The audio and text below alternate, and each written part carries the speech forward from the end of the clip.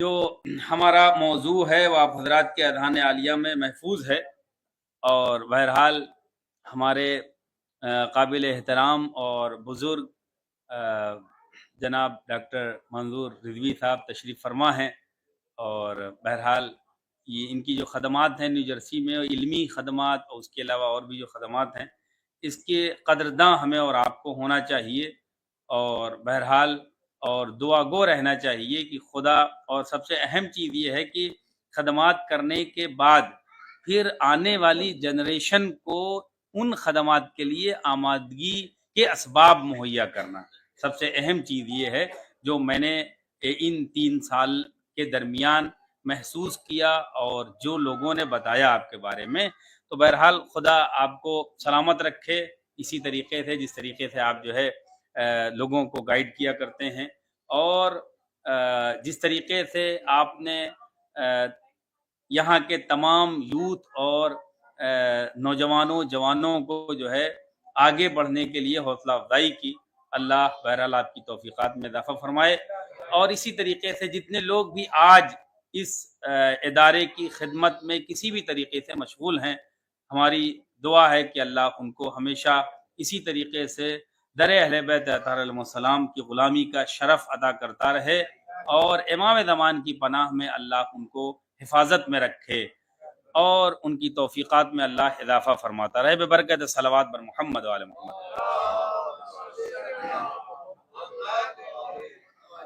بہرحال یہ عزائے سید الشہداء وہ کئی چیزوں کے ذریعے زندہ رہی ہے، سلام کے ذریعے، مرثیوں کے ذریعے، اور بہرحال تقریروں کے ذریعے، اور مصائب کے ذریعے، اور شعراء کے اشعار کے ذریعے۔ تو بہرحال آج مجھے بڑا اچھا لگا کہ بہترین مرثیہ اور بہترین مصائب جو ہے انہوں نے منظر کشی کی، اور بہترین انداز میں۔ خدا انشاءاللہ اسی طریقے سے ہماری آنے والی نسلوں کو بھی آمادہ ہونے کی توفیق عنایت فرمائے۔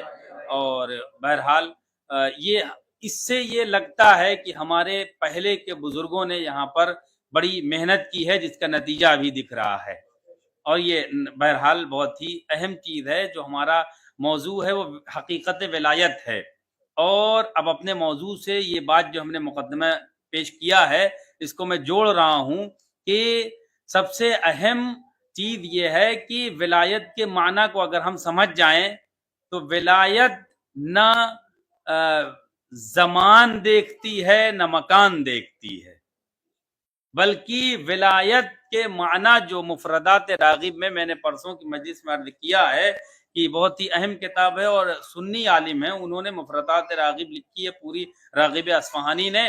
اس میں پیج نمبر 335 میں لکھتے ہیں کہ ولایت کے معنی کیا ہیں، ولایت کے معنی کرتے کرتے آگے بڑھتے ہیں کہ ولایت کے معنی یہ ہیں کہ دو چیزوں کا اکٹھا ہونا، ایک جگہ ہونا، اور وہ ایک جگہ ہونا نہ زمان مانے رکھتا ہے نہ مکان مانے رکھتا ہے۔ اب میں شروع کر رہا ہوں، آپ حضرات کی اگر توجہ ہے، دو چیزوں کا ایک جگہ ہونا یا دو سے زیادہ چیزوں کا اکٹھا ہونا، نہ اس میں زمان مانے ہوتا ہے نہ معنی رکھتا ہے نہ مکان معنی رکھتا ہے۔ مکان معنی رکھتا ہے وہ پرسوں میں نے عرض کیا، پرسوں مجلس میں، کل کی مجلس میں بھی میں نے کچھ چیزیں عرض کی کہ مکان مانع نہیں ہوتا ہے، نہ رکاوٹ ہوتا ہے کہ اگر کوئی کسی سے ولایت رکھتا ہے، کوئی کسی کا ولی ہے، اور کوئی کسی کے سلسلے میں اپنے دل میں ولایت رکھتا ہے، تو نہ کوئی مکان اسے روک سکتا ہے اس کی ولایت سے، نہ زمان اس سے روک سکتا ہے۔ اور یہ زندہ دلیل ہے عزیزان گرامی، دشمن نے بہت چاہا کہ مولا کے چاہنے والے ٹکڑوں میں تقسیم ہو جائیں، کوئی اس ملک میں اس ملک میں، ملکوں کو تقسیم کیا گیا، اور تمام تر تقسیمات شروع کر دی گئیں، اور بہرحال اب ہمارے تشیعوں میں بھی تقسیمات شروع ہو جا رہی ہیں۔ لیکن میں بہرحال اعتماد بے امام زمان یہ جملہ کہہ رہا ہوں، دشمن کتنوں تقسیمات کا ارادہ کرتا رہے، لیکن جو ولایت ہمارے دلوں میں ہے یہ نہ ان کے نقشے پر عمل ہو پائے گا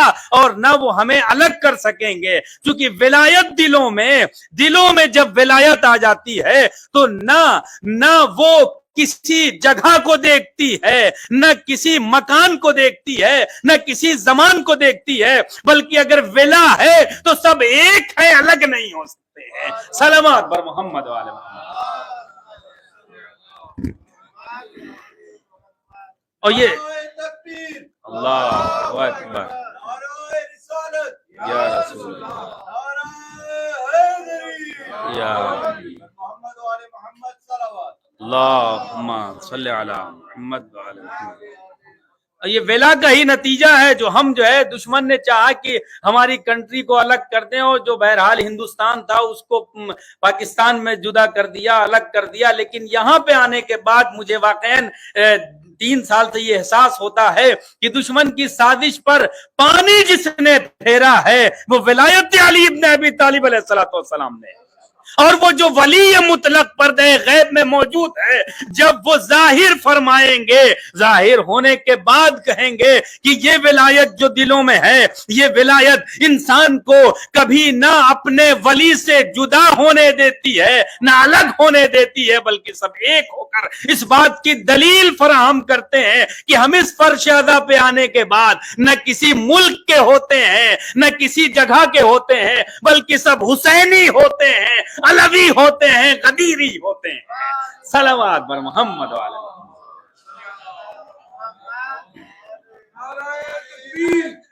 या अली अल्लाहु अकबर, दोनों साथ या रसूल अल्लाह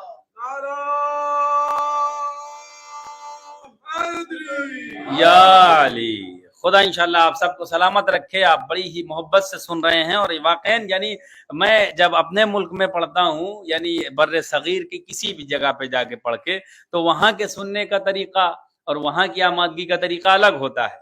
लेकिन यहाँ की आमादगी का तरीका और यहाँ के सुनने वालों का तरीका एक अलग होता है। उसकी वजह क्या है? क्योंकि जब इंसान किसी ऐसे माहौल में रहता है जहां की फजा और माहौल एजुकेशन के लिहाज से आगे बढ़ती है, तो वो सुनने वालों का भी वही तर्ज बन जाता है।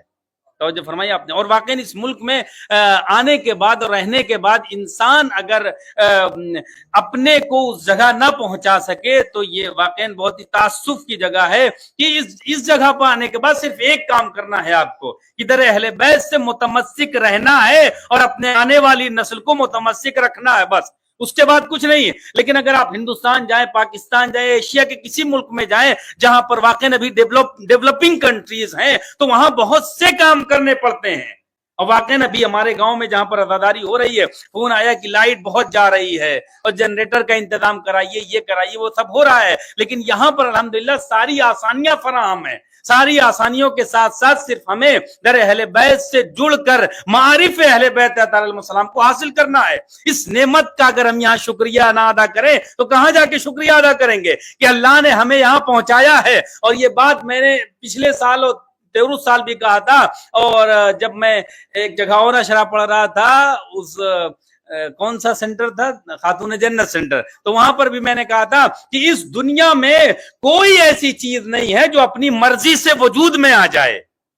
और जो इंसान एक जगह से दूसरी जगह हरकत करता है, अपनी मर्जी से हरकत नहीं करता है, बल्कि उसे हरकत दी जाती है, और उस मुहर्रिक का नाम है वली मुतलक खुदावंद मुताल, जो विलायत रखता है एक एक इंसान पर, एक एक जर्रे पर। कोई भी जर्रा अपनी जगह से हरकत नहीं कर सकता है जब तक खुदावंद मुताल वली मुतलक न चाह जाए। तो हमारा अपने मुल्क से उठकर यहाँ आना और इत्मीनान के साथ हमें यहाँ पर रहना इस बात की तरफ मुतवज्जे कर रहा है कि हम ऐसे ही नहीं आ गए हैं, बल्कि हमें लाया गया है और एक मकसद के मातहत।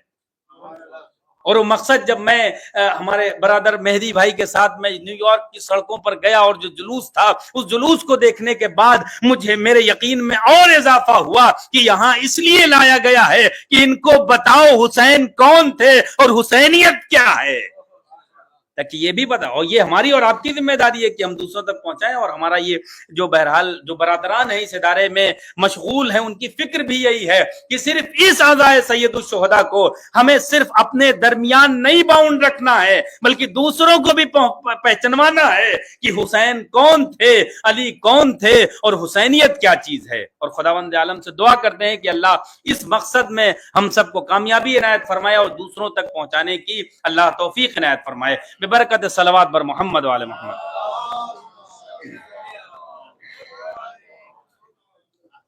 تو نہ زمان معنی رکھتی ہے نہ مکان معنی رکھتی ہے ولایت کے سلسلے میں، جو میں نے عرض کیا کہ اگر اور واقعاً اگر زمان و مکان معنی رکھتی تو جو سلسلہ ہے آپ حضرات جانتے ہیں کہ جس آیت کو ہم نے سرنامہ کلام قرار دیا ہے وہ آیت سورہ نساء کی جو 4 نمبر سورہ ہے، اور بہرحال نمبر بھی ایسا ہے کہ جو دوسرے لوگ جو ہے ہمیں نمبر دیتے ہیں کہ فلاں 4 نمبر کے ماننے والے ہیں، بر صغیر میں قاعدہ ہے 4 نمبر والے ہیں. تو 4 نمبر سورے میں اللہ نے کیا کہا کہ جس آیت کو ہم لگاتار آپ حضرات کی خدمت میں کر رہے ہیں اور ترجمہ بھی آپ کے اذہان عالیہ میں جو ہے محفوظ ہو چکا ہے، اور 144 نمبر آیت ہے جس میں اللہ کہہ رہا ہے کہ وہ لوگ کہ جو ایمان لا چکے ہو وہ مؤمنین کی موجودگی میں غیر مومن کو یعنی کافر کو یا منافق کو اپنا ولی و سرپرست نہ بنانا.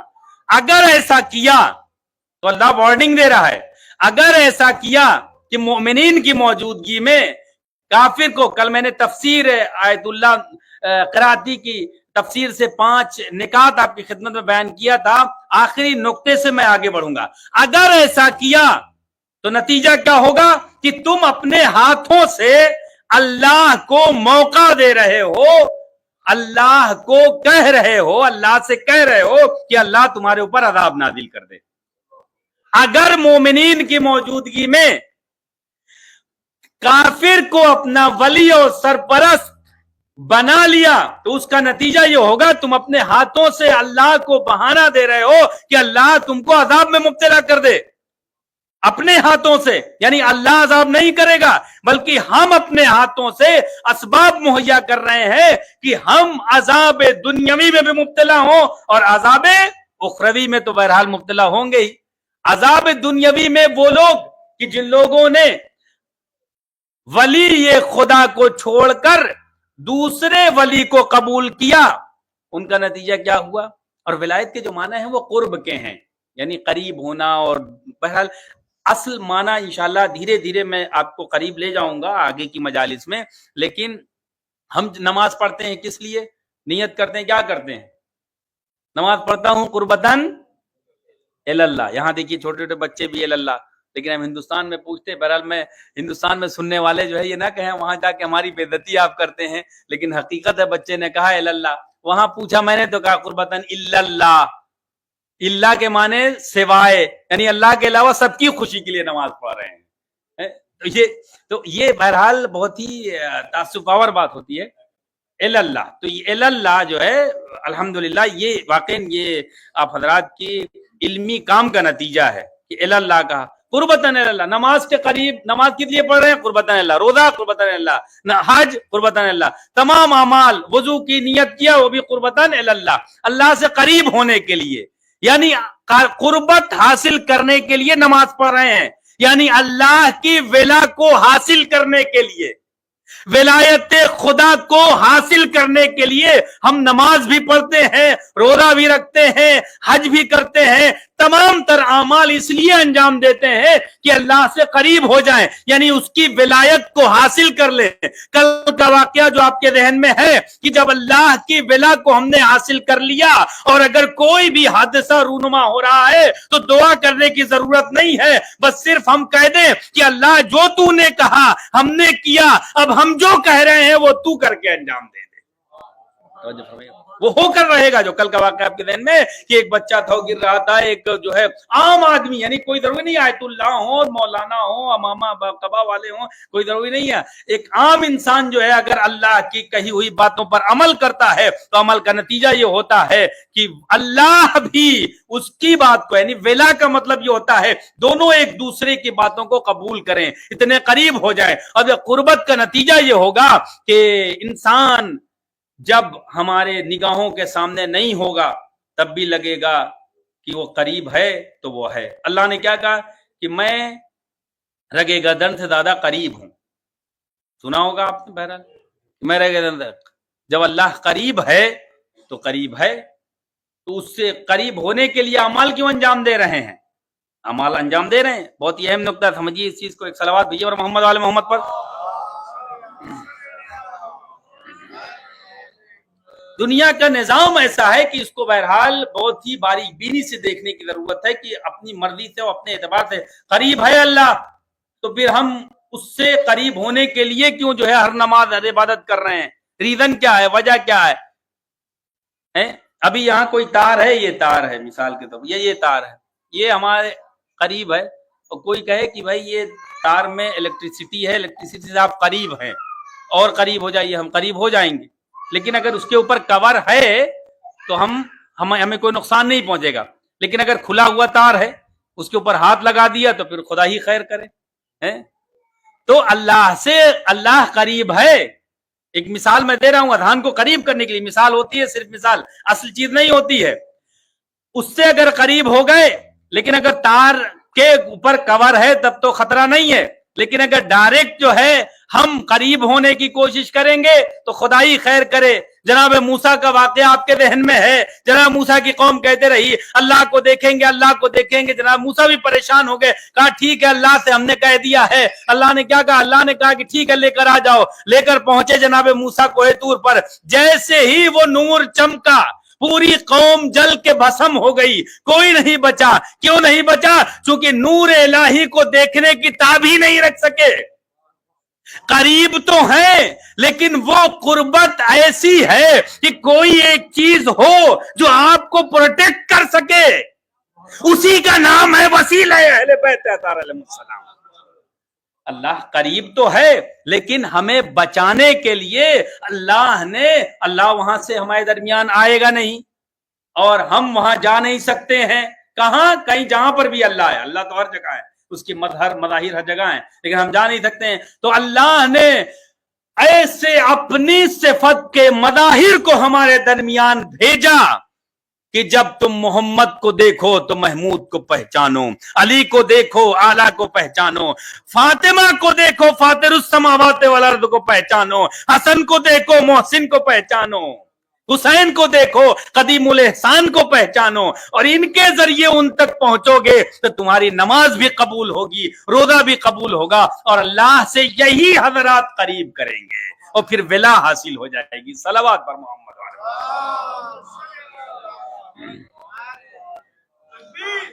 اللہ اکبر، یا رسول اللہ۔ قریب ہونا ہے اللہ سے، لیکن کیسے قریب ہونا ہے؟ جس وے سے اللہ قریب ہونے کے لیے کہہ رہا ہے، اور اگر رائٹ وے سے جائیں گے تب قریب ہو جائیں گے، لیکن اگر رانگ وے سے جائیں گے تو جتنا تیز چلیں گے اتنا ہی دور ہوتے چلے جائیں گے۔ توجہ فرمائیے، آپ جتنا فاسٹ چلیں گے اتنا ہی اللہ سے دور ہوتے چلے جائیں۔ اور تاریخ نے ثابت کیا ہے کہ دو لوگ تھے، قرب مکانی کو میں بھی سمجھا رہا ہوں آپ کو، قرب زمانی تو میں نے ہماری اور آپ کی ولایت کو جو ہے ثابت کیا میں نے کہ قرب زمانی ہے۔ اب مکانی آپ سمجھیے، شب ہجرت کا واقعہ پورا آپ کے ذہن میں ہے، لیکن چونکہ ولایت کو مجھے آپ کی خدمت میں اسی واقعے سے پیش کرنا ہے۔ دو لوگ ہیں جن کو ہم اپنا ولی مانتے ہیں، وہ بھی اس واقعے میں موجود ہے، اور اصلی رول انہی کا ہے، ہمارے مولا واقع کا، لیکن ایک صاحب اور ساتھ ہو لیے ہیں، وہ جب ساتھ ہو لیے، ساتھ لے کر رسول اللہ گئے، ساتھ میں راستے مل گئے، اور یہاں معاملہ اللہ نے کہا کہ آپ علی علیہ السلام کو شب ہجرت سلا دیجئے، اور سو گئے۔ علی علیہ السلام دور ہیں مکانی لحاظ سے. توجہ فرمائیے, ولایت کیا چیز ہے اور ولایت کیسے انسان کو جو ہے قریب کرتی ہے خدا سے اور اہل بیت علیہ السلام سے, رسول اللہ سے. علی علیہ السلام خانے رسول اللہ میں شب ہجرت سو رہے ہیں اور ایک چادر اپنے اوپر ڈال کے 40 قبیلے کے لوگ 40 تلواریں لے کر 80 آنکھیں رات بھر باہر دیکھتی رہی کہ کون سو رہا ہے. کسی ایک نے یہ نہیں کہا کہ علی نہیں سو رہے ہیں یا نبی نہیں سو رہے ہیں. سب کو شک رہا کہ ایک سو رہے ہیں تو نبی سو رہے ہیں, کسی کو خبر نہ رہی.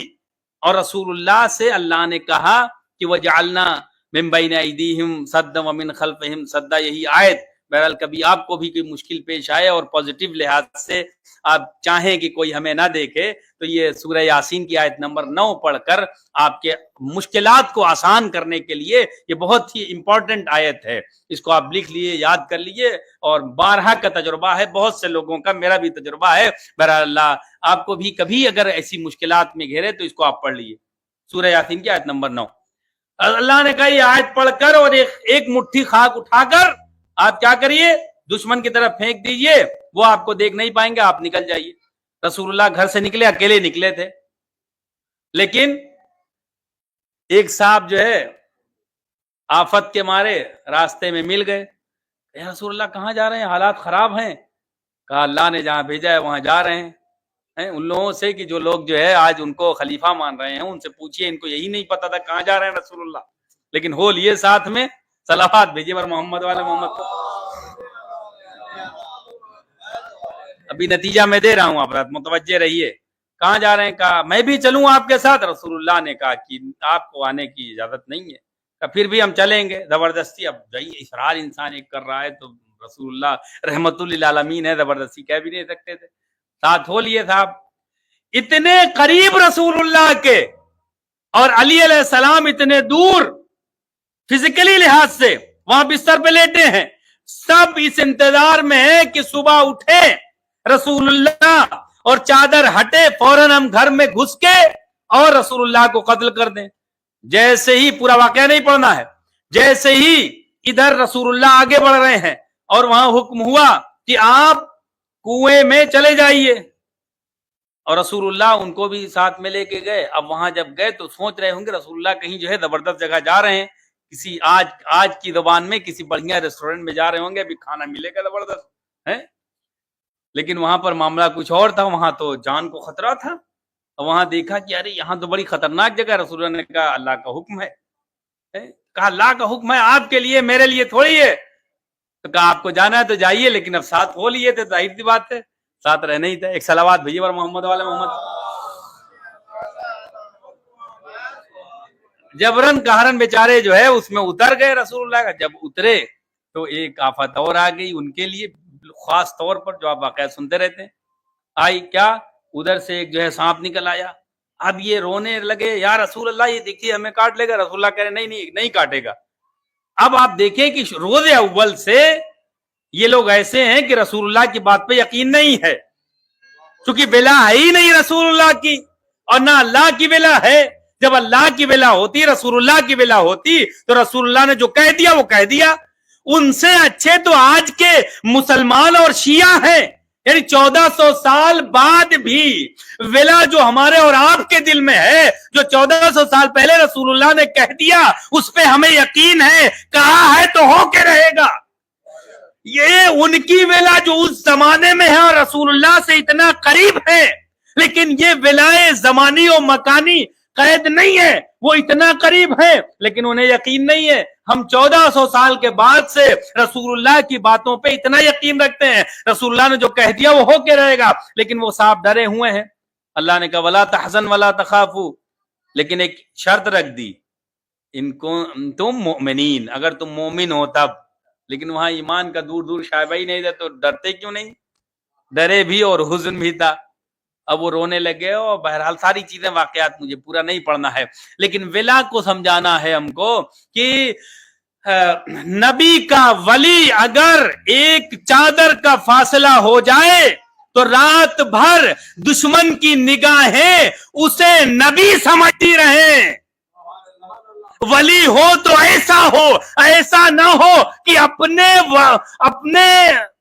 वली के साथ हो। वली अगर उनकी निगाह में, आप समझ लीजिए, लफ्जों को मैं बदल के कर रहा हूं, उनकी निगाह में कि रसूलुल्लाह के बाद वही वली हैं, ठीक है, हमने उनकी बात में मान लिया। अगर भैया वली हैं तो साथ में थे तो रो क्यों रहे थे और डर क्यों रहे थे? अगर अल्लाह के वली के साथ कोई है तो न उसे डरना चाहिए, न उसे खौफ होना चाहिए। यहां तो तलवारों के बीच में अली इब्न अबी तालिब अलैहिस्सलाम, न डर है न खौफ है, क्योंकि इनके दिलों में अल्लाह और रसूलुल्लाह की विलायत है। जब उठे तो लोगों ने पूछा रसूलुल्लाह कहां गए? तो कहा हमारे हवाले किया था कि हमसे पूछ रहे हो हैं? वो लोग खामोश हो गए, चले गए। कहा किधर गए हैं? कहा हमें नहीं मालूम, तुम जाओ। पूरा वाकया बयान। विलायत को हमें साबित करना था कि विलायत जमानी और मकानी को बताना है कि अगर कोई करीब भी है और करीब है तो अगर विलायत दिल में नहीं है तो वो वली नहीं हो सकता है। उसे ये नहीं कहा जा सकता है फलां को फलां से विला है। और अगर 1400 साल के बाद भी किसी के दिल में विलायत खुदा, विलायत रसूलुल्लाह, विलायत अली अलैहिस्सलाम है तो उसे कहा जाएगा कि फलां के वली हैं। अब ये तो एक जो है पॉजिटिव वे में मैंने आपकी खिदमत में अर्ज किया। अब अगर किसी का रुझान, किसी का मैलान, किसी की तवज्जो जिसकी तरफ होगी, कहा जाएगा फलां को फलां से विला है। मिसाल के तौर पर अगर 1400 साल के बाद कोई बूलहबी रुझानात रख रहा है तो उसे बूलहबी कहा जाएगा। अगर कोई माविया की रुझान अपने दिल में रखता है तो उसे मावियाई कहा जाएगा। अगर कोई यजीद को 1400 साल के बाद नऊजुबिल्लाह रहमतुल्लाह अलैह कह रहा है तो वो उसी का वली कहलाएगा। तवज्जो फरमाया आपने? वो ना हुसैनी का भी हो सकता है, ना अलवी हो सकता है। और जब हुसैनी और अलवी नहीं होगा तो खुदा का कहां से हो सकता है? वो जुबान से तो कह सकता है ला इलाहा इल्लल्लाह, लेकिन जुबान से ला इलाहा इल्लल्लाह कहना काफी नहीं होता है, बल्कि दिल के गहराइयों में वहदानियत खुदा जब उतर जाती है तब रसूलुल्लाह की विलायत का इकरार और अली की विलायत का इकरार करके इंसान साबित करता है। सलावत भेजिए पर मोहम्मद।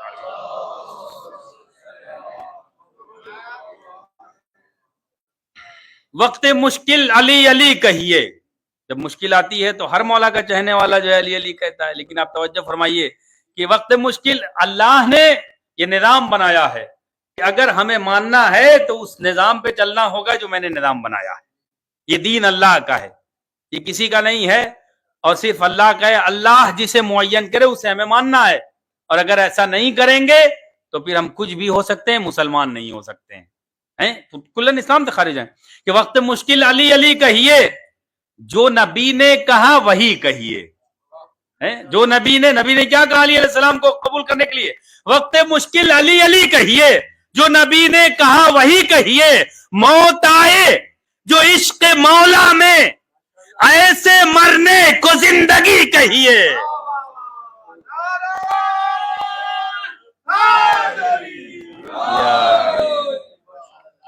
ऐसे मरने को जिंदगी कहिए। अगर कोई इंसान दुनिया से चला भी जाता है इस हाल में कि अली अलैहिस्सलाम की विलायत दिल में हो और अली अलैहिस्सलाम के बाद रसूलुल्लाह और आगे ऊपर चलता चला जाए। देखिए बहुत सी चीजें होती हैं कि जब इंसान नीचे से शुरू करता है तब ऊपर पहुंचता है, लेकिन हमारे बड़े भाई लोग डायरेक्ट ऊपर ही पहुंचना चाहते हैं, डायरेक्ट बस जब उछलेंगे तो जाहिर सी बात है या तो चोर कहलाएंगे या फिर कुछ और कहलाएंगे। सलावत पर मोहम्मद वाले।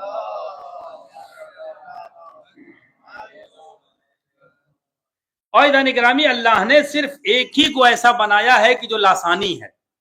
अगर आप महसूस करें उस वली मुतलक जिसको अल्लाह ने लासानी बनाया है, वो हमारे और आपके मौला अमीरुल मोमिनीन गालिब कुल्ले गालिब हजरत अली इब्न अबी तालिब अलैहिस्सलाम हैं। और उनके सिलसिले में बहुत से फदाइल आप मजालिस में सुना करते हैं कि रसूलुल्लाह ने भी फरमाया और अल्लाह ने भी बहुत से कसीदे علی کی شان میں ڈائریکٹ فرمایا ہے. اب وہ سمجھ میں نہیں آئے تو اس میں جو ہے ہمارا کوئی قصور نہیں ہے. قرآن کو سمجھنا بھی جو ہے نور ایمان کی جو ہے دلیل ہے. نور ایمان ہوگا تب قرآن سمجھ میں آئے گا، لیکن اگر نور ایمان نہیں ہوگا تو جو قرآن سمجھ میں نہیں آئے گا. اب بہرحال جو میں نے اللہ کی ولایت کو سرنامہ کلام قرار دیا ہے، یعنی اللہ کی ولایت پہلے ہم ایکسپلین کریں گے، اس کے بعد رسول اللہ کی ولایت، اس کے بعد ولایت صرف ایک نہیں ہے بلکہ بہت سی ولایتیں ہیں، لیکن ساری ولایتوں کا مرکز ولایت اللہ ہے. ساری ولایتوں کا مرکز ولایت اللہ ہے. اگر اللہ کی ولایت سمجھ میں آ جائے گی تو رسول اللہ کی بھی ولایت سمجھ میں آئے گی، اور علی علیہ السلام کی ولایت سمجھ میں آئے گی، اور جب علی علیہ السلام کی ولایت سمجھ میں آئے گی تو مومنین کی بھی ولایت سمجھ میں آئے گی. جو میں نے کانٹینٹ تیار کیا اس کو میں پیش کر رہا ہوں. اور جو مغربی دنیا میں ساری اچھائیوں کے ساتھ جو ایک مشکل وجود میں آئی ہے وہ یہی کہ ولایت اللہ کو اپنے معاشرے سے نکال دیا. کئی سو سال پہلے جب سیکنڈ ورلڈ وار یہاں پہ اس خطے میں پوری ہوئی تو جب ڈیولپ ہو گیا یہ یونائٹڈ اسٹیٹ پورا، یعنی بہت ہی اعتماد کے ساتھ میں جس کتاب سے میں نے مطالعہ کیا اس کو میں عرض کر رہا ہوں. یہاں کیا چیز نہیں ہے، جو چیز نہیں ہے اس کو میں عرض کر رہا ہوں کہ جس کو ہمیں اور آپ کو وہاں سے جو لے کر آئے ہیں اسے باقی رکھنے کی ضرورت ہے. اس ولایت کو یہاں کے معاشرے سے نکال دیا گیا ہے تاکہ انسان محور معاشرہ ہو جائے، خدا محور معاشرہ نہ رہے. اور خدا محور معاشرے کے لیے توحید پروردگار کو پہلے سمجھنا ہوگا، اور توحید پروردگار جو ہے وہی انسان کو بقا دیتی ہے. ورنہ توحید اگر نہ ہو تو کچھ بھی نہیں ہے. سب کچھ جو مثلا جو انسان ڈپریشن میں چلا جاتا ہے اور پریشانیوں میں مبتلا ہوتا ہے وہ صرف وحدانیت خدا کو قبول نہ کرنے کا نتیجہ ہوتا ہے. کیا ہوا جب سیکنڈ ورلڈ وار ختم ہوئی تو یہاں پہ جب ساری چیزیں وجود میں آئی، ابھی 4 جولائی آنے والا ہے، انڈیپینڈنس ڈے یہاں پر منایا جاتا ہے. بہرحال اس کے مطابق میں بیان کر رہا ہوں کہ جب یہاں یعنی انڈیپینڈنس ڈے آئے گا تو لوگ جو ہے اظہار آزادی کریں گے، تمام تر چیزیں ہیں. اور یہ بہت ہی اچھی چیز ہے، ہر ملک میں رہنے والوں کو جو ہے اس ملک کے مطابق جو ہے قوانین کے مطابق چلنا چاہیے. تو جو نقص ہوا اور جو پریشانی وجود میں لانے کے لیے وہ کام کیا گیا وہ کیا، اس کتاب میں لکھا ہوا ہے نیو یارک کی سڑکوں پر ایک انسان جو ہے، ایک انسان بس، سلامت رکھے خدا انشاءاللہ اس بچے کی سلامتی کے لیے ایک بلندر صلوات بھیجیے اور محمد والا محمد پر. احسن. یہ بھی اپنی مرضی سے نہیں آیا ہے بلکہ خدا کا ایک نظام تھا کہ یہ بچہ یہاں تک پہنچے تاکہ یہ وہ برکت جو ممبر اور فرش ادا کی ہے وہ اس تک پہنچے. تو کیا ہوا، نیو یارک کی سڑکوں پر ایک انسان خون آلود چاقو لے کر گھوم رہا تھا. جب لوگوں نے کہا کہ یہ کیا کہاں لے کے گھوم رہے ہو، اس نے کہا کہ سب اکٹھا ہو جائیں گے تب بتائیں گے کیا چیز ہے. توجہ فرمائیے آپ نے. اور جو آج کتاب ہے جو درمیان میں کرسچن کے درمیان جو کتاب توریت ہے نا، جس کو کیا کہتے ہیں بائبل ہے نا، بائبل کتاب ہے، اس میں جو بہت زیادہ یعنی ترمیمات کر کے لائی گئی ہیں وجود میں. تو وہ ترمیمات کیوں کی گئی وہ میں بتاتا ہوں. اس میں ایک واقعہ ہے، پہلے یہ سن لیجئے اس کے بعد واقعہ بیان کروں گا. ولایت کے مفہوم کو سمجھنا کہ ہم بہت بڑے خوش قسمت ہیں کہ اللہ نے ولایت جیسی جو ہے نعمت ہمارے دلوں میں رکھا ہے، اور وہ ساری ولایتیں جو ہے ہمارے دلوں میں ہیں. کہا کیا ہوا بھائی بتائیے کیوں لے کے ٹہل رہے ہیں؟ کہا کہ یہ اس لیے ٹہل رہے ہیں. سب آ گئے، کہاں سب لوگ اکٹھا ہو گئے، بتائیے کیا؟ کہا یہ جو چاقو دیکھ رہے ہیں اس میں جو خون ہے یہ اللہ کا خون ہے. کہاں پایا؟ کہا یہ سب نہ پوچھو، جو میں کہہ رہا ہوں وہ سنو. کہا کیا؟ کہا کہ میں نے اللہ کو قتل کر دیا ہے، اب اللہ کوئی بچا نہیں ہے. آپ دیکھیں اس معاشرے میں کیسے اللہ کو ہٹایا گیا ہے اور انسان محور اس معاشرے کو بنایا گیا، پوری ویسٹرن دنیا کو. یعنی کیا بنایا گیا ہے؟ انسان محور. ساری آسائش و آرام، ساری انتظامات آپ اگر نگاہ آنکھ کھول کر دیکھیں تو سب انسانوں کی خوشی کے لیے، انسانوں کی آسائش کے لیے، خدا تک پہنچنے کے لیے کچھ چیزیں یہاں پر نہیں. اور سارے تقدسات کو پامال کرنے کی جو ہے پلاننگ اسی وقت سے ہوئی، اور آج اس کا آپ نتیجہ دیکھ رہے ہیں کہ یہ دنیا جو ہے پریشان ہے اور مثلا اب کیا کریں, کہاں جائیں, قانون بدلتے رہتے ہیں, کبھی کچھ کبھی کچھ. کیوں؟ وجہ کیا ہے؟ کیونکہ جب ولایت خدا کو نکال دیا گیا تو پھر کچھ نہیں بچا ہے, نہ ولایت عیسیٰ, نہ ولایت نبی, نہ ولایت کچھ بھی نہیں بچا. کہا کیوں, کیا ہوا؟ کہا اب ہم نے قتل کر دیا, اب انسان کو پورا اختیار ہے, کسی سے ڈرنے کی ضرورت نہیں ہے, اب اللہ بچا ہی نہیں. یہ کہاں سے لیا؟ اسی بائبل میں جو میں نے اپنی آنکھوں سے پڑھا. واقعہ ہے جناب یعقوب اور خدا میں کشتی ہوئی, آپ نے بھی سنا ہوگا.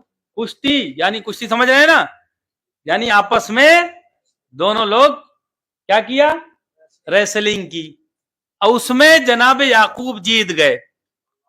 یہ واقعہ جو 200 سال پہلے یعنی یہاں کی آزادی سے پہلے, آزادی کے بعد فوراً ہوا, وہ آمادہ کیا گیا اس واقعے کو لانے کے لیے کہ وہاں یہ واقعہ لکھا کہ جناب یعقوب اللہ کے اوپر کیا ہو گئے؟ فائق آ گئے اور جیت گئے. اب اللہ ہار گیا, جب اللہ ہار گیا تو پھر کس کام کا بھیا, اس کو کنارے کریے.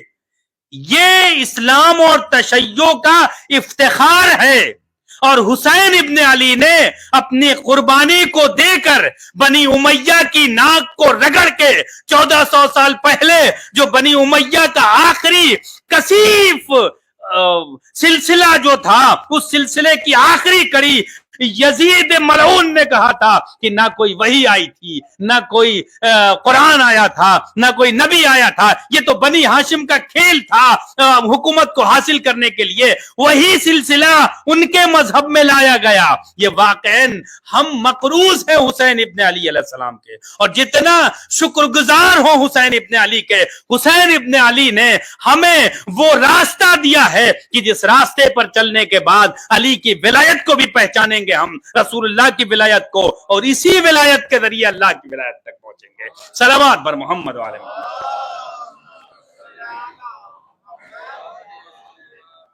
یہ تکبیر, اللہ اکبر, نعرہ رسالت, نعرہ حیدری, اور لبیک یا حسین, لبیک یا حسین, سب مل کے بلند آواز سے کہیے, لبیک یا حسین, لبیک یا حسین.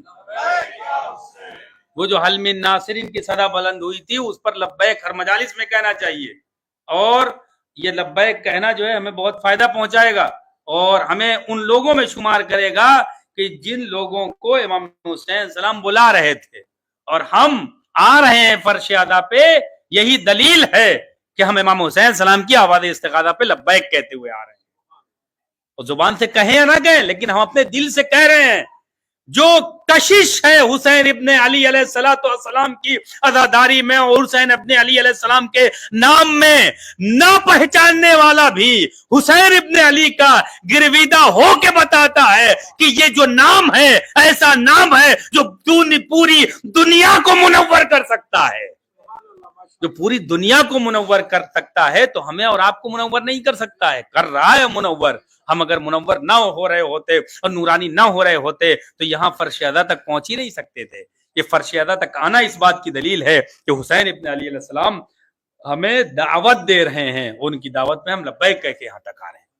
تو توجہ فرمائیے آپ نے, یہ ساری چیزوں کا کانسیپٹ کو سمجھنا, یہ بہرحال پتہ نہیں میں سمجھا سکا یا نہیں سمجھا سکا, اور ہم انشاءاللہ خدا کرے سمجھا سکا ہوں گا کہ اس ولایت کو سمجھنا جو ہے, اور اس ملک میں رہنے کے بعد اپنی قدر و قیمت کا اندازہ لگانا بہت ضروری ہے کہ ہمیں اللہ نے جو چیزیں دی ہیں وہ چھیننے نہ پائے.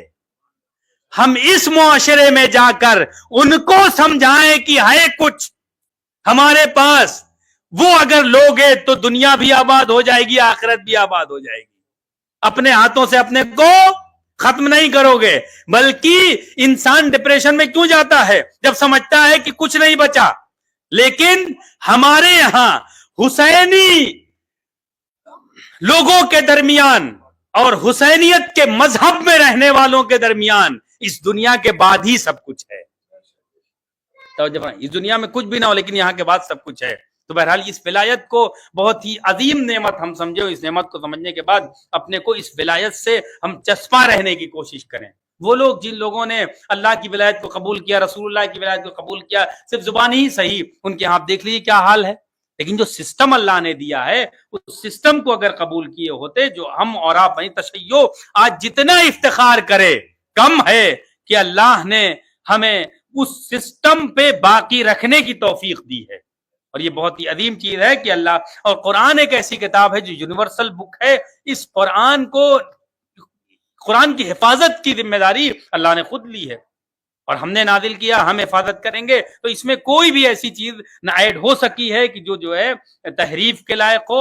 اس قرآن میں لگاتار ولایتوں کا سلسلہ بیان کیا گیا ہے۔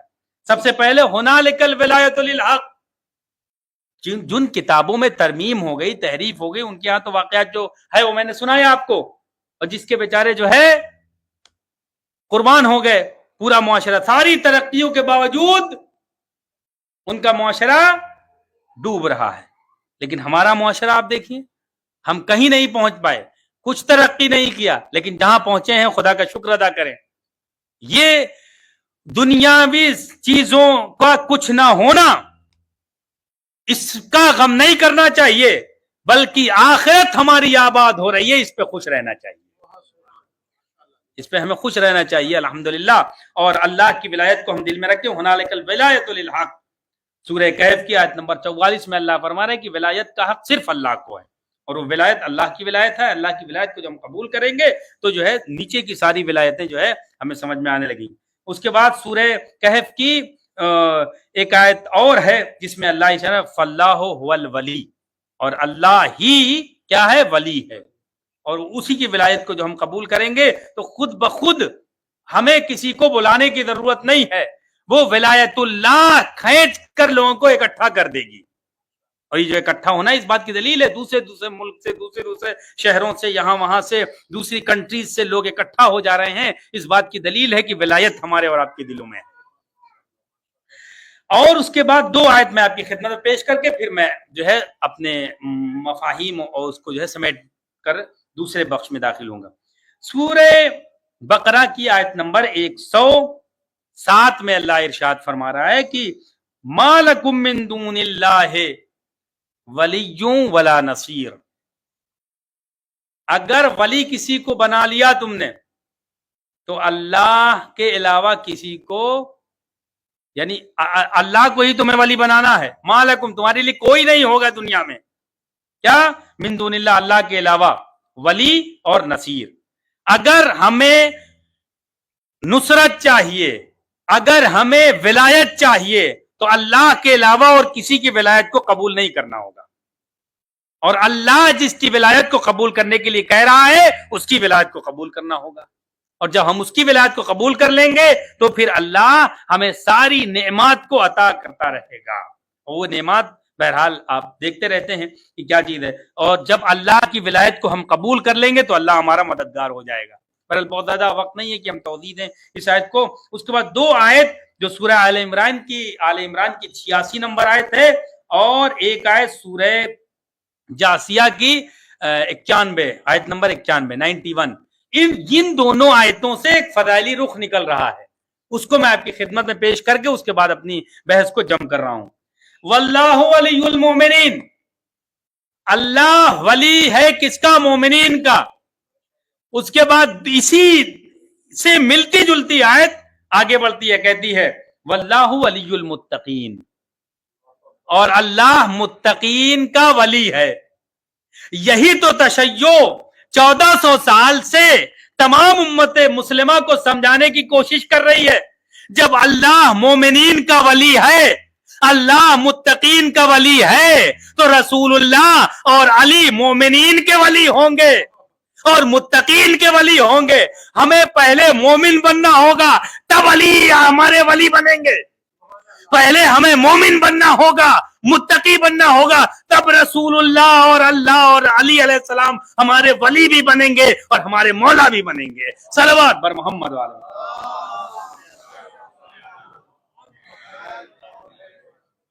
ایک اور بلند تر صلوات دیجیے بر محمد والے۔ نعرہ تکبیر، اللہ اکبر، نعرہ رسالت، یا رسول اللہ، نعرہ حیدری۔ اور یہ ولایت کا سلسلہ جو ہے جب چلتے چلتے آگے بڑھا تو جناب موسیٰ نے ایک مرتبہ اللہ سے پوچھا، یا رسول اللہ، یا اللہ، معالی السبتین ایک کتاب ہے جو آپ لوگ نے سنا ہوگا، اس کے صفحہ نمبر 199 پر یہ واقعہ ہے، 199 پہ معالی السبتین، بہت اہم کتاب ہے۔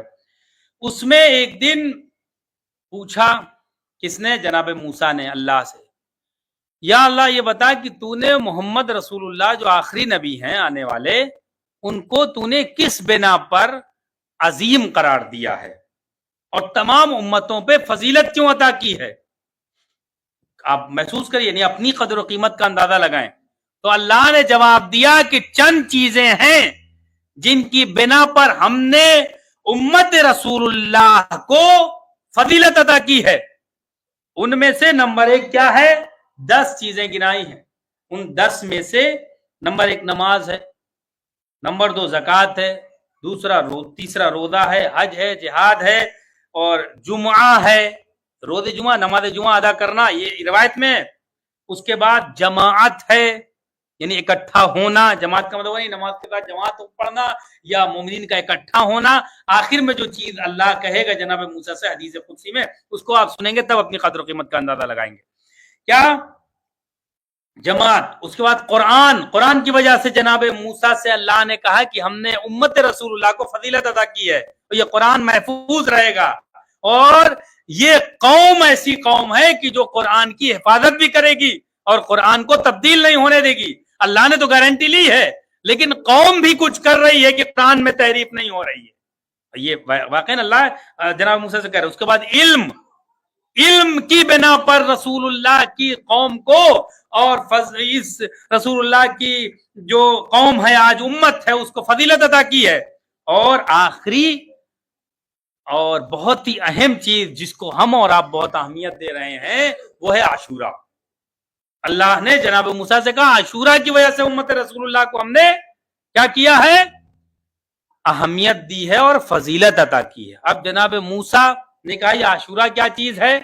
تب اللہ نے کہا کہ رسول اللہ کے نواسے کو کربلا کے میدان میں یکو تنہا گھیر لیا جائے گا، اور وہ رسول اللہ کا نواسا ہماری ولایت کو اپنی زبان پہ جاری کرتے ہوئے تمام امت کے لیے دعا کر رہا ہوگا۔ اور آپ دیکھیں ولایت رسول اللہ، ولایت علی اور تمام ولایتوں کا سلسلہ جاری کرتے ہوئے، ہماری ولایت کو قبول کرتے ہوئے ساری پریشانیوں کو اپنی زندگی میں احساس کرتے ہوئے اللہ کی ولایت کو قبول کر رہا ہوگا اور امت کے لیے دعائیں دے رہا ہوگا۔ اب آپ دیکھیں اللہ کہہ رہا ہے کس سے؟ جناب موسیٰ سے۔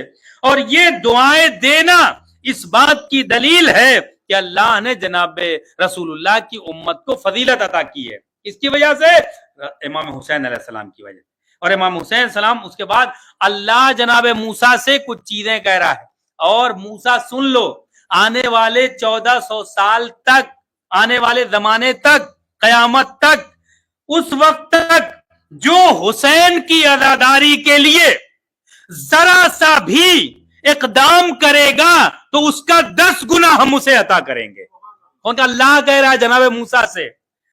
اب اس روایت کے الفاظ ہم آپ کی خدمت میں پڑھیں۔ اے موسیٰ، میں اپنی عزت اور جلال کی قسم کھا کے کہہ رہا ہوں کہ اگر جو بھی امام حسین علیہ السلام کی راہ میں 1 درہم خرچ کرے گا تو اس کے رزق میں ہم اضافہ کریں گے، اور ہم اس کو 10 درہم اسی دنیا میں عطا کریں گے۔ اللہ حدیث قدسی میں جناب موسیٰ سے کہہ رہا ہے۔ اس کے بعد کیا کہہ رہا ہے کہ جو بھی آنکھیں امام حسین علیہ السلام پر گریا کریں گی، روز قیامت وہ آنکھیں گریا نہیں کریں گی۔ روز قیامت ساری آنکھیں گریا گناہ ہوں گی، لیکن ہم اور آپ اپنی قدر و قیمت کا اندازہ لگائیں۔ اگر یہ اللہ نے توفیق دے دی ہے فرش اعضاء پہ آ کر امام حسین علیہ السلام پر ہم گریا کرنے کی توفیق اللہ نے ہمیں دی ہے، تو بہت خوش قسمت اپنے کو سمجھیں کہ اللہ نے ہمیں یہاں پہنچا دیا ہے کہ حسین ابن علی علیہ السلام پہ ہم گریا کریں۔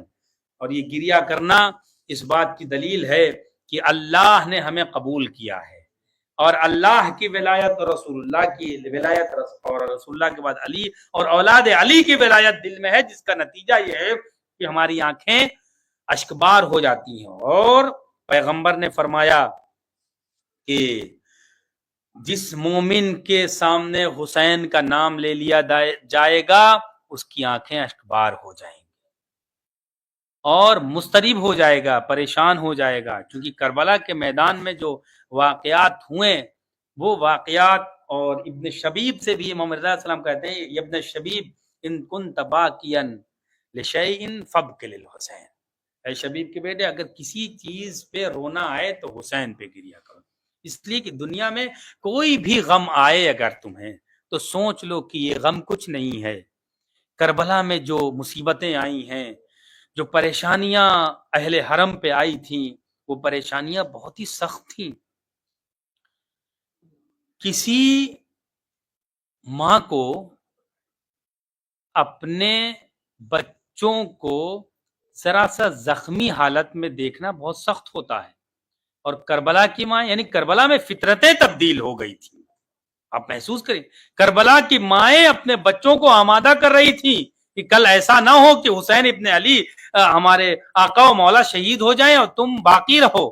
انہی ماؤں میں سے ایک ماں ہیں کہ جو صرف ماں ہی نہیں ہیں بلکہ ایک عظیم بیٹی ہیں اور ایک عظیم بہن ہیں، اور ان ساری عظمتوں کے بعد ایک سب سے بڑی عظمت ہے کہ بانی فرش عزا ہیں۔ شہزادی زینب کبریٰ سلام اللہ علیہا کن مصیبتوں کے ساتھ کربلا آئیں اپنے شوہر سے اجازت لے کے، اور ان مصیبتوں کے بعد جب شب عاشور آئی ہے تو امام حسین سلام ایک مرتبہ خیمے کا طلایہ کر رہے تھے اور دیکھ رہے تھے کون کیا کر رہا ہے۔ تو ایک مرتبہ کیا دیکھتے ہیں کہ خیمے میں چھوٹے چھوٹے دو بچوں کو ان کی دکھیاری بہن سامنے بٹھال کر اور سمجھا رہی ہے، اے بیٹا کل جب ماموں پہ وقت آئے تو تم اپنے کو پیچھے نہ رکھنا، اور بیٹا دیکھو دو وصیتیں ہماری یاد رکھنا، ایک تو یہ کہ تم کوشش کرنا کل عمر سعد کو واصل جہنم کر دو۔ اور آپ ابھی دیکھیں گے کہ جنگ کتنی وغا کی جنگ کی ہے ان دونوں بھانجوں نے امام حسین علیہ السلام کے، اور جعفر طیار کے پوتوں نے ایسی جنگ کربلا میں کسی نے نہ دیکھی اس سے پہلے۔ اور یہ دونوں جب وارد میدان ہوئے ہیں کس طریقے کی جنگ کی ہے، وہ ماں کی وصیت کا نتیجہ تھا۔ کہا بیٹا اگر کہیں شمر مل جائے تو اس کو دینا، عمر سعد کے خیمے تک پہنچ جانا، اس واصل جہنم کر دینا۔ جیسے جیسے جناب زینب کبریٰ سلام اللہ علیہا سمجھاتی جا رہی ہیں، چھوٹے چھوٹے بچے ہاتھ جوڑ کر کہتے ہیں اماں صبح ہونے دیجئے، اس کے بعد ہم بتائیں گے ان کو کہ بنی ہاشم کے نوجوان اور علی کے گھرانے کے لوگ کس طریقے سے جنگ کرتے ہیں۔ جیسے ہی صبح ہوئی اور جناب زینب کبریٰ پریشان ہو جاتی ہیں، ایک کے بعد ایک جا رہے ہیں میدان میں، شہید ہو کر واپس آ رہے ہیں۔ جناب زینب کی پریشانی بڑھتی جا رہی ہے، میرے بیٹے کیوں نہیں جا رہے ہیں؟ ایک مرتبہ جناب عباس کو بلوایا، اے اماں فضہ عباس کو ذرا بلا لائیے۔ عباس علیہ السلام خیمے کے در پر آئے، اے شہزادی بتائیے کیا حکم ہے؟ کہا حسین کو بلاؤ، کہا کہ کوئی اگر پیغام ہو تو بتائیے ہم پہنچا دیں۔ کہا پیغام نہیں ہے، کہو کہ بہن نے یاد کیا ہے۔ جناب عباس علیہ السلام آئے اور کہا کہ آقا آپ کو شہزادی نے یاد کیا ہے۔ امام حسین سلام جیسے سنا سمجھ گئے کہ کس لیے بلایا ہے۔ چھوٹے چھوٹے بچوں کو دیکھا، دیکھنے کے بعد روایت کہتی ہے امام حسین سلام گریا کرنے لگے، اے میرے بھانجو میں کیسے تم کو جنگ کی اجازت دے دوں۔ امام حسین سلام نہیں گئے خیمے میں۔ دوبارہ جناب فضہ نے کہا، جناب فضہ سے بی بی زینب نے کہا کہ اے اماں فضہ جا کے میرے ماجائے سے کہہ دو کہ آپ کو آپ کی بہن یاد کر رہی ہے، اور ایک جملہ کہا ہے آپ اگر محسوس کر سکیں واقعاً پڑھ دینا آسان ہے. ہماری ماں بہنیں پشت پردہ مصائب سن رہی ہیں، لیکن واقعاً آپ محسوس کریے بی بی زینب کبریٰ نے جو جملہ کہا ہے، امام حسین السلام تڑپ گئے اور تڑپ کر خیمے کے در پہ آ کے فوراً کہا کہ وہ جملہ کیا تھا سنیے پہلے، اس کے بعد آپ محسوس کریں گے کہ کتنا زیادہ امام حسین علیہ السلام فکر مند تھے بیویوں کے پردے کے لیے. اور یہ نہیں محسوس کر رہے تھے کہ چادر کے ساتھ بی بی زینب خیمے سے باہر نکل سکے. عزادارو، جیسے ہی یہ جملہ پہنچا، یہ پیغام پہنچا حسین ابن علی کے پاس، کہتے ہیں کہ میرے بھیا سے جا کے کہہ دو، اور اگر ذرا سا دیر کی آنے میں تو کہہ دیجئے گا چادر تطہیر آپ کی بہن اوڑھ کر آپ کی خدمت میں خود آ جائے گی. جیسے ہی یہ پیغام پہنچا حسین ابن علی فوراً اٹھنے کے بعد خیمے کے در پہ آئے، خیمے میں گئے. اے بہن، کون سا ایسا پیغام، کون سی ایسی مصیبت آ گئی کہ آپ کو خیمے سے باہر نکلنے کی ضرورت پڑی؟ میں کہتا ہوں مولا، ارے آپ نے صرف آج محسوس کیا کہ میری بہن خیمے سے باہر آ جائے گی، آپ تڑپ گئے. ارے امام سجاد کس نگاہوں سے دیکھا ہوگا، بیویوں کے سروں سے نگاہ، ردائیں چھیری جا رہی ہے، بیویاں پکارے اے عباس، ارے میرے پردے کے ذمہ دار. اجرکم الزہرا، خدا آپ کو کسی غم میں نہ رلائے سوائے غم اہل بیت اطہار علیہ السلام کے. اگر عشرہ اولیٰ کی مجالس نہ ہوتی تو میں یہیں پہ مجلس تمام کر دیتا، لیکن عزادارو آپ محسوس کریے امام حسین السلام نے جیسے ہی پوچھا اے بہن بتائیے کیا حکم ہے، کہا کہ یہ بتائیے آقا، اے میرے بھائی، اے میرے ماجائے، کیا یہ میرے بچے زیادہ اہم ہیں یا فرزند رسول اللہ زیادہ اہم ہے؟ یہ سوال کرنا تھا کہ حسین ابن علی نے کہا اے بہن میں سمجھ گیا کہ آپ کیا کہنا چاہ رہی ہے، میں اجازت دیتا ہوں. اپنے ان بھانجوں کو تیار کیا، اور تیار کرنے کے بعد دونوں کو الگ الگ گھوڑوں پہ سوار کیا. جناب زینب نے کہا کہ ایک مرتبہ اور بھی میں وصیت کو یاد دلا دیتی ہوں. اے بیٹا، ایک وصیت ضرور یاد رکھنا، اگر جوش وغیرہ میں لڑتے لڑتے دریا کے کنارے پہنچ جانا تو پانی نہ پینا، چونکہ اصغر خیمے میں پیاسا ہے. چھوٹے چھوٹے بچے لدچ کی آوازیں بلند کر رہے ہیں. عزادارو، چھوٹے چھوٹے بچے، 13 سال کی عمر کیا ہوتی ہے آپ تصور کریے. امام حسین السلام نے ساری احوال کو چھوڑتے ہوئے یہ بچے گئے، جوش وغیرہ میں جنگ کیا. اب جنگ کا جو میں نے کہا تھا کہ آپ جنگ کا جب منظر سنیں گے تو آپ محسوس کریں کیسی جنگ کی ہے. عمر سعد کے خیمے پہ حملہ کر دیا ان دونوں بچوں نے، اور عمر سعد پشت خیمہ سے بھاگا، اور بھاگنے کے بعد کہہ رہا ہے کہ ان بچوں کو گھیر کے قتل کر دو. یہ جعفر تیار کے پوتے ہیں، ان سے مقابلہ الگ الگ کوئی نہیں کر سکتا ہے. عزاداروں، تلواریں چل رہی تھی، تلواریں چلتے چلتے دونوں الگ ہوئے. جیسے الگ ہوئے اور اون اور محمد، ایک جناب اون پہنچے دریا کے قریب پہنچنے کے بعد ایک ملعون نے دور سے ایک ایسا گرز لگایا کہ جناب اون زین سے زمین پر آنے لگے. جناب محمد پہ بھی ایک ایسا حملہ ہوا کہ جناب محمد بھی ارے زین پر رہ نہ سکے. ایک مرتبہ آواز دیا، ماموں میری مدد کو آئیے، میرا سلام قبول کریے. جیسے ہی امام حسین علیہ السلام ارے دوڑتے ہوئے پہنچے، کیا دیکھا، ارے دونوں بھانجے ایک بھانجے کے قریب پہنچے، ایک بھانجے کی روح قفس عنصری سے برباد کر گئی. دوڑتے دوڑتے دوسرے بھانجے کے قریب پہنچے، کیا دیکھا، ابھی سانس باقی ہے. بیٹا کوئی وصیت ہو تو بتا دو. کہا کہ ہاں ماموں آپ آ گئے ہیں، جب میری ماں کے پاس جائیے گا تو کہہ دیجئے گا کہ میں ڈرتے لڑتے دریا کے کنارے پہنچ گیا تھا، لیکن میں نے ایک قطرہ عزادارو بی بی زینب کبریٰ کو پرسہ دے لیجئے، ایک قطرہ پانی نہ پیا۔ جیسے امام حسین السلام نے یہ وصیت سنی، ایک مرتبہ کیا دیکھا، لڑکھڑائی ہوئی نگاہوں سے امام حسین علیہ السلام کے چہرے کی زیارت کی، اور دوسرے بھانجے نے بھی ارے روح قفس عنصری سے پرواز کر گئی، دم توڑ دیا حسین کے زانو پر۔ ایک بھانجے نے دم توڑ دیا۔ امام حسین علیہ السلام اور جناب عباس علیہ السلام دونوں بھانجوں کو لے کر خیمے کے دروازے پر پہنچے۔ جیسے ہی خیمے کے در پہ پہنچے ہیں اور آواز دی، اے بہن تمہارے دونوں فرزند جوش وغا میں جنگ کر کے آ گئے ہیں۔ جیسے اب آپ محسوس کریے، ایک ماں ہے اور اپنے بچوں کو اس حال میں دیکھ رہی ہے، کس حال میں؟ خون میں غلطاں ہیں اور روح قفس عنصری سے پرواز کر گئی ہے۔ ایک ماں اگر فطری لحاظ سے آ کے دیکھے گی تو تڑپ جائے گی۔ ماں اور جناب زینب اطمینان کے ساتھ دونوں جنازے کے درمیان آ کے بیٹھی، اے بچوں تو نے مجھے سرخرو کر دیا۔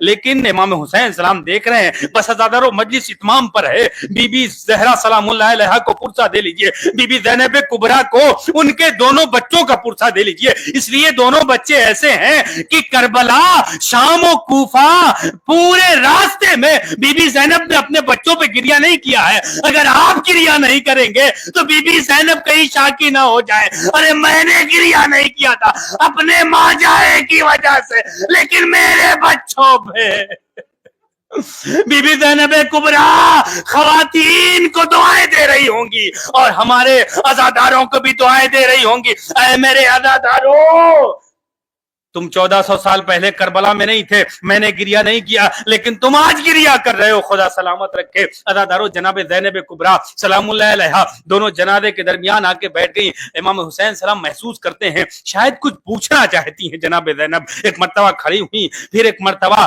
جا کے کبھی اون کے پاس بیٹھتی ہیں، کبھی محمد کے پاس بیٹھتی ہیں، کبھی اون کے پاس۔ بیٹا کچھ میں نے کہا تھا یاد تھا؟ عمل کر پائے، تصور شرط ہے عزادارو، عمل کر پائے۔ امام حسین سلام نے جیسے ہی یہ دیکھا کہا، اے بہن ارے ایک معاون نے جاتے جاتے کہا تھا کہ اے ماموں ارے میری ماں سے جا کے کہہ دیجئے گا جو وصیت کیا تھا۔ ہم لڑتے ارے دریا کے کنارے پہنچ گئے تھے لیکن ایک قطرہ آب نہ پیا۔ عزادارو امام حسین علیہ السلام نے خبر دے دی اور جناب زینب خوش ہو گئی، لیکن یہ ظہر سے پہلے کا وقت تھا کہ جناب زینب سرخرو ہو گئی، لیکن ظہر کے بعد کا وہ منظر کہ خیمے میں آگ لگی اور آگ لگنے کے بعد ارے بیبیاں دوڑ رہی ہیں، ارے بیبیوں کے سروں سے ردائیں چینی جا رہی ہیں، کوئی نہیں ہے کہ جو آ کے بچا سکے۔ اور حمید ابن مسلم کہتا ہے کہ جب خیمے میں آگ لگی نا تو بچے خیمے سے اس طریقے سے نکل رہے تھے جیسے تسبیح ٹوٹ گئی ہو اور دانے بکھر رہے ہو، کوئی بچہ ادھر جا رہا ہے، کوئی بچہ ادھر جا رہا ہے۔ الا لعنت اللہ علی قوم الظالمین وسيعلم الذين ظلموا أي منقلب ينقلبون إنا لله وإنا إليه راجعون رضا بقضائه وتسلیما لأمره۔ بار الہ محمد والے محمد کے صدقے میں ہماری اس عزا کو اپنی بارگاہ میں قبول فرما۔ بار الہ اس نعمت عزا اور اس نعمت ولایت کو ہمارے دلوں میں قائم و دائم رکھ۔ اللہ ہماری آنے والی نسلوں میں محبت اہل بیت اطہار علیہ السلام اور محبت خدا، محبت رسول اللہ، محبت امام حسین علیہ السلام قائم و دائم رکھ۔ اللہ محمد والے محمد کے صدقے میں ہم میں سے جو بھی حضرات پریشان حال ہوں ان کی پریشانیوں کو دور فرما، جو مریض ہوں ان کو بیمار کربلا کے صدقے میں شفاء کلی عنایت فرما۔ اللہ محمد والے محمد کے صدقے میں جو بھی اس عزاداری امام حسین سلام کی خدمت کر رہے ہیں اللہ ان کو اپنے حفظ و امان میں رکھ، اللہ ان سب کی توفیقات میں اضافہ فرما۔ اللہ ہمارے مولا و آقا منتقم خون حسینی امام زمان عجل اللہ تعالی فرجہ الشریف کے ظہور میں تعجیل فرما اور ہم سب کو ان کے اعوان و انصار میں شمار فرما۔ اللہ اگر ہماری زندگی میں کوئی ایسا وقت آنے والا ہے کہ اللہ اگر اہل بیت اطہار علیہ السلام کے سلسلے میں ذرا سا شک پیدا ہونے والا ہو، اللہ اس وقت کے آنے سے پہلے ہم کو اس دنیا سے اٹھا لے۔ اللہ ہمیں امام حسین علیہ السلام کی زیارت اس دنیا میں نصیب فرما، اور امام حسین علیہ السلام کی شفاعت آخرت میں نصیب فرما۔ وآخر دعوانا ان الحمد للہ رب العالمین۔ ماتم حسین عجل اللہ